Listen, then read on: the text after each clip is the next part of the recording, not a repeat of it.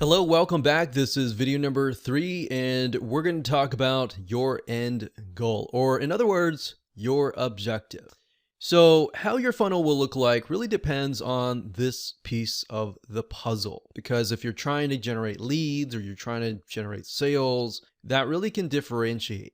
So in other words, if you don't know your objective, then your funnel really won't convert well. Now, in terms of this survey strategy, it really is determined by what you're trying to achieve. You can start by answering this question: are you trying to sell a product or a service?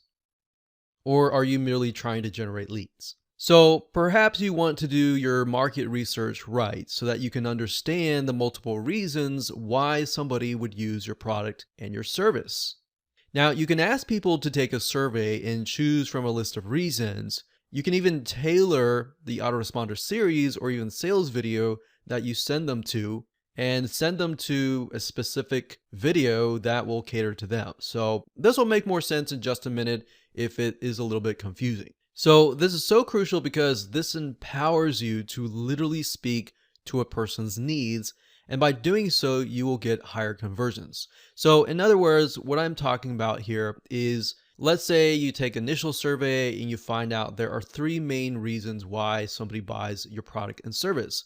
So you take those 3 main reasons, you create a different survey or a quiz, whatever, and you have them go through them. And if they choose one of those 3 reasons, then you send them to a different location. Does that make sense? So let's say, for example, they have choices 1, 2, and 3. If they choose number 1, they get sent to a different email autoresponder and a different video sales letter that talks about that specific need. And let's say, for example, that they choose number 3, then they get sent to a totally different sales letter or sales video and a different email autoresponder series that is tailored to that specific need.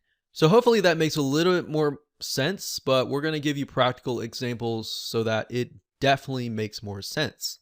So for example, if you were to sell a security product, you could be selling to a father, a single woman, or an elderly couple. Now, if you approach the situation generically, you would usually sell it as a security product to promote one's family. Now, as this example is going to show you why, if you're going to speak to all 3 of those types of people the same way, it's actually going to not be as impactful. So believe it or not, these 3 types of people would have completely different needs. For example, the father is going to be concerned about his family, whereas the single woman, she doesn't really have a family, it's just her. She might have some pets or dogs or cats or bunnies or whatever, but the single woman may be concerned about her safety and her pet's safety. Then you have the elderly couple who have totally different needs as well. Now, by speaking to them as if they were individuals, thoughtfully considering that each of them have very specific needs, your conversion rate will skyrocket, right?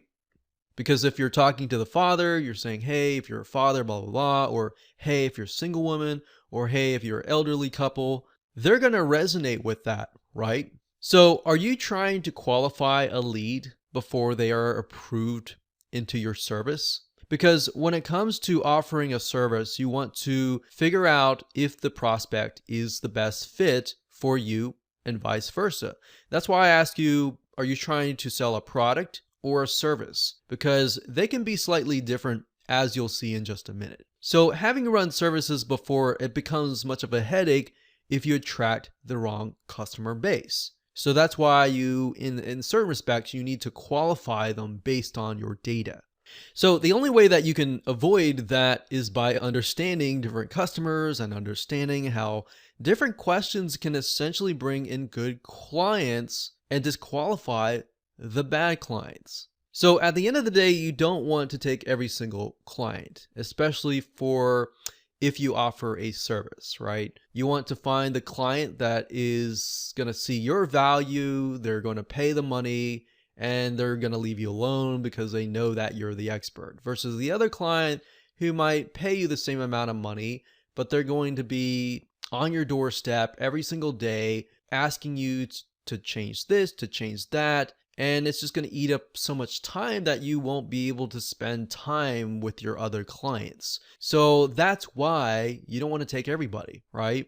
So the reason being is some clients are just nightmare situations.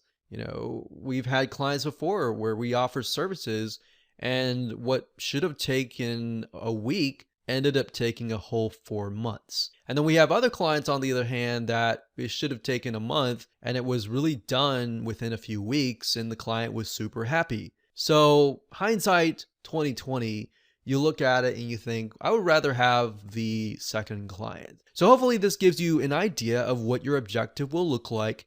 If you can jot down what would look like for you before you even move on to the next video, that will actually help you devise a great strategy.